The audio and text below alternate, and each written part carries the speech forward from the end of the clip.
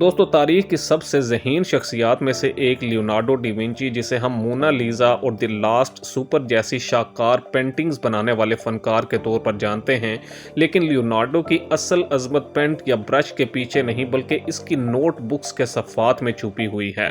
इन सफ़ात पर ऐसी 6000 से ज़्यादा इजादात के खाके हैं जो इसके अपने ज़माने में बनाना नामुमकिन थी, जैसे हेलीकॉप्टर, टैंक, पैराशूट, रोबोट, हत्ता के एक किस्म की मशीन गन भी। लेकिन सवाल यह है कि एक ऐसा शख्स जो कोई बाकायदा इंजीनियरिंग की तालीम भी हासिल नहीं कर सका, इसने ऐसी इजादात क्यों सोची जो पूरे 400 या 500 साल बाद अमली शक्ल इख्तियार कर पाई? क्या वो मुस्तकबिल को देख सकता था या फिर इसके पीछे कोई और राज था? दोस्तों, इस सवाल का जवाब जानने के लिए पहले लियोनार्डो डी विंची के काम करने के तरीके को समझना होगा। लियोनार्डो एक ट्रू रेनिसिया मैन था। इसका मतलब ये था कि वो अपने आप को सिर्फ एक फनकार नहीं समझता था, बल्कि साइंसदान, इंजीनियर, डॉक्टर, मुअम्मार और मुजद्दिद भी समझता था। इसका बुनियादी असूल ये था कि कुदरत हर मसले का हल रखती है। वो परिंदों के परों की साख्त, इंसानी पट्ठों के निज़ाम, पानी के बहाव के धारे और पौधों की तरतीब का गहराई से मुशाहिदा करता था। इसने ये मुशाहिदात अपनी मशहूर ज़माना नोटबुक्स में दर्ज किए। ये नोटबुक्स इसकी ज़ाती लाइब्रेरी और लेबॉर्ट्रीज़ थी। हर इजाद का ख्याल फितरत से सीखे गए असूल से शुरू होता था। मिसाल के तौर पर एरो स्क्रू बनाने से पहले इसने उड़ते हुए परिंदों, भंवरे के परों और पंखुड़ियों के घुमाव का मुतालिया किया था। दोस्तों, अब हम इसकी कुछ नामुमकिन इजादात को देखते हैं और इनके चैलेंजेस को समझने की कोशिश करते हैं। नंबर 1, एरो स्क्रू यानी हेलीकॉप्टर। दोस्तों, लियोनार्डो डी विंची ने 1480 के करीब एक ऐसी मशीन का खाका बनाया जिसमें एक बड़ा घुमावदार पर था जो एक प्लेटफॉर्म को हवा में उठा सकता था। लेकिन मसला ये था कि इस ज़माने में इस किस्म का घुमाव पैदा करने वाला कोई इंजन या ताकतवर मोटर मौजूद नहीं थी। अगर कोई इंसान भी पैडल चलाने की कोशिश करता तो वो कभी भी ज़रूरी लिफ्ट पैदा न कर पाता।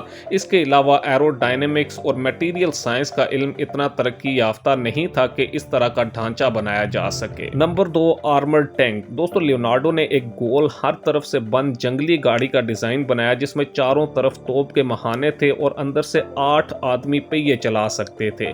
लेकिन मसला ये था, अव्वल तो इसका वजन इतना ज़्यादा होता कि किसी भी ज़मीन पर इसके लिए चलना मुमकिन ना होता। दूसरा, अंदर के 8 आदमी इतनी मुशक्कत नहीं कर सकते थे कि इसे आगे बढ़ा सकें। तीसरा, हवा की निकासी का कोई इंतज़ाम नहीं था। Number 3, robot night. दोस्तों, लियोनार्डो ने एक मैकेनिकल नाइट का डिज़ाइन बनाया था जो बैठ सकता था, अपना सर हिला सकता था और अपने जबड़े को हरकत दे सकता था। यह दुनिया का पहला ह्यूमनॉइड रोबोट का खाका था। इसमें गियर्स, पलियां और केबल्स का एक पेचीदा निज़ाम था। लेकिन इस ज़माने में ऐसे माइक्रो गियर्स बनाने की मैन्युफैक्चरिंग सलाहियत नहीं थी जो हमवार तौर पर काम करती, जबकि मटेरियल भी इतने पायदार और हल्के नहीं थे। Number 4, parachute. दोस्तों, लियोनार्डो ने एक पहाड़ी तो कोन नुमा ढांचे का खाका बनाया जिससे इंसान महफूज तरीके से किसी भी ऊंची जगह से कूद सकता था। यह ख्याल दुरुस्त था, लेकिन कपड़े की ताकत और एरोडायनेमिक्स का इल्म मौजूद ना होने की वजह से इसे आजमाया ना जा सका। इन तमाम मसाइल की बुनियादी वजह यह थी कि 15वीं सदी में मटेरियल्स, पावर सोर्सेज और मैन्युफैक्चरिंग के तरीके लियोनार्डो के तसव्वुराती जहन के साथ कदम नहीं मिला सकते थे। दोस्तों, तो फिर लियोनार्डो का असल मकसद क्या था? क्या वो वाकई चाहता था कि ये मशीनें बने? जवाब है हाँ और नहीं। इसका बुनियादी मकसद फितरत के कवानीन को समझना और इन्हें अमली शक्ल देने का तसव्वुर करना था। वो एक साइंसदान फ़लसफ़ी था। इसके खाके एक हदफ नहीं बल्कि एक सफ़र थे। वो मसाइल के हल तलाश करने के अमल से महजूज होता था। इसने अक्सर अपने नोट्स में लिखा कि मैंने पाया है, मेरा ख्याल है कि वो अपनी गलतियों को भी नोट करता था। इसने अपने पुल के डिज़ाइन पर लिखा कि ये मजबूत होगा अगर। इसका मतलब ये था कि वो मुस्तकबिल के इंजीनियरों के लिए रास्ता हमवार कर रहा था। वो तख़य्युल की ताकत को मादी दुनिया पर लागू करने वाला पहला जदीद दिमाग था। दोस्तों, लियोनार्डो डी विंची की ये नामुमकिन इजादात दर हकीकत इंसानी जहानत की फतह हैं। वो सवाल पूछने की अहमियत की एक जिंदा मिसाल है, जबकि इसके बगैर जदीद हवाबाजी, जदीद जंगी टेक्नोलॉजी और रोबोटिक्स का सफ़र शायद कई सदियां पीछे रह जाता। नासा के इंजीनियर्स आज भी इसके पुल के डिज़ाइन का मुतालिया करते हैं, जबकि जदीद बायोनिक पर इसी के परिंदे के मुशाहिदात की पैदावार हैं। लियोनार्डो हमें सिखाता है कि किसी चीज़ के अभी मुमकिन ना होने का मतलब ये नहीं कि इसके कभी मुमकिन ना होने के बारे में सोचा ही ना जाए। इसका विरसा ये है कि तख़य्युल इल्म से ज़्यादा अहम है, क्योंकि इल्म महदूद है मगर तख़य्युल पूरी कायनात को घेरता है। दोस्तों, लियोनार्डो डी विंची ने सिर्फ मशीनों के खाके नहीं बनाए, बल्कि इसने वक्त को चैलेंज किया था। वो एक ऐसे दौर में जिंदा था जहां बारूद नई चीज़ थी, मगर इसका जहन हवाबाजी, रोबोटिक्स और जदीद इंजीनियरिंग में घूम रहा था।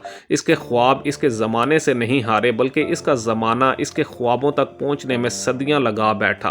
आज जब एक हेलीकॉप्टर आसमान में उड़ता है, जब एक रोबोट इंसान की तरफ हरकत करता है, या जब जदीद जंगी टेक्नोलॉजी इस्तेमाल होती है, तो कहीं ना कहीं इन सब के पीछे एक अतालवी जहन की सदियों पुरानी स्याही मौजूद है। लियोनार्डो हमें ये नहीं सिखाता कि सब कुछ मुमकिन है, वो हमें ये सिखाता है कि सवाल पूछना कभी मत छोड़ो, क्योंकि जो लोग अपने वक्त से आगे सोचते हैं वही वक्त का रुख बदल देते हैं। दोस्तों, अगर आपको ये वीडियो पसंद आई हो तो वीडियो को लाइक करें, चैनल को सब्सक्राइब करें और कमेंट सेक्शन में अपनी राय का इजहार ज़रूर करें। मज़ीद ऐसी ही पुरस्कार वीडियोज़ देखने के लिए हमारे साथ जुड़े रहें। अगली वीडियो तक के लिए अल्लाह हाफिज़।